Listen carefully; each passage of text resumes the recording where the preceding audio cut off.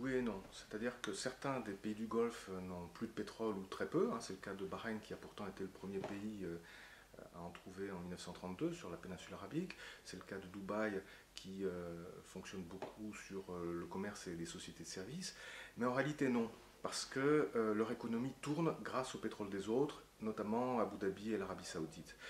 Cela dit, on est quand même un peu dans l'après-pétrole, mais pas tellement de manière industrielle, plutôt sous forme d'investissement, parce que depuis déjà un certain temps, les pays du Golfe, c'est le Koweït qui était le premier à théoriser la chose, investissent massivement à l'étranger pour se constituer d'une part des avoirs, des sécurités. Et un matelas de sécurité, ça peut servir, comme on l'a vu après l'invasion de 1990, pour reconstruire le pays, ou pour l'Arabie Saoudite dans les périodes de vaches maigres, quand le cours du pétrole était bas. Mais ce sont des investissements qui étaient dans un premier temps purement financiers, qui sont devenus un peu industriels, notamment avec les Émirats et le Qatar qui s'intéressent beaucoup à l'industrie automobile et à l'aviation. Mais encore une fois, c'est possible parce qu'il y a l'argent du pétrole. Il le devrait.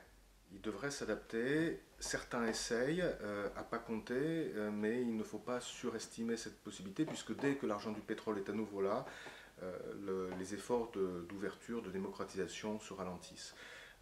Les sociétés où la demande est la plus forte, sans surprise, sont celles où la pauvreté, parce qu'il y a de la pauvreté dans les pays du Golfe, ou en tout cas les inégalités sont les plus criantes, et je pense en particulier à Bahreïn, le petit royaume qui est une île à côté de l'Arabie Saoudite, à l'Arabie Saoudite elle-même, où on ne le sait pas assez, mais il y a beaucoup de pauvres, il y a des infrastructures qui ne fonctionnent pas. Jeddah, par exemple, connaît régulièrement des coupures d'électricité, des coupures d'eau pendant l'été, et le système du tout à l'égout n'est pas du tout adapté à une ville qui s'est considérablement développée avec la croissance démographique.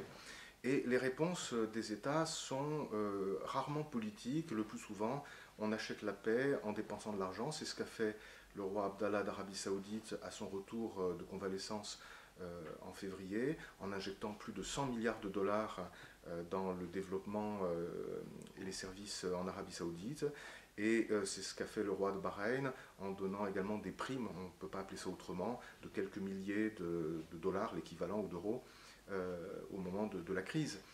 Mais politiquement, jusqu'à présent, les développements sont assez superficiels, pas très bien ancrés, à l'exception du Koweït où il y a une vraie tradition parlementaire. Alors il faut distinguer entre l'Arabie Saoudite et les autres pays du Golfe. L'Arabie Saoudite a conclu un pacte de sécurité avec les États-Unis lors d'une rencontre le 14 février 1945 sur un navire de guerre américain dans le canal de Suez entre Ibn Saoud, le fondateur du royaume, et Franklin Roosevelt. On l'a appelé pétrole contre sécurité. Et il faut reconnaître que cette alliance stratégique ne s'est jamais démentie, même lors des plus fortes tensions, et on pense au lendemain du 11 septembre, à l'invasion de l'Irak. Encore aujourd'hui, il y a des tensions assez fortes entre les États-Unis et l'Arabie Saoudite, mais qui ne vont pas jusqu'à une remise en cause de cet axe fondamental, parce que les Saoudiens savent très bien qu'ils ne peuvent pas, le régime ne peut pas tenir s'ils n'ont pas la garantie de soutien des États-Unis.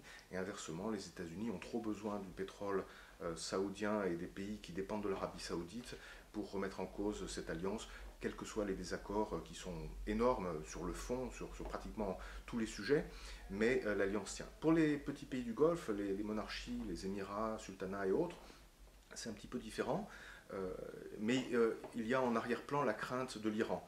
Donc tout ça fait que États-Unis et monarchies du Golfe sont alliés. J'ajouterais qu'au lendemain de l'invasion de l'Irak, les monarchies du Golfe ont cru trouver dans les États-Unis une sorte de protectorat alternatif à celui de l'Arabie Saoudite qui leur a permis de prendre un petit peu d'aisance vis-à-vis des Saoudiens. Cette période s'est refermée et aujourd'hui l'influence de l'Arabie Saoudite sur la péninsule est aussi forte que dans les moments où elle était la plus forte et les États-Unis bien entendu gardent une influence prépondérante. Mais encore une fois, il s'agit, on revient toujours à cette idée de pétrole contre sécurité.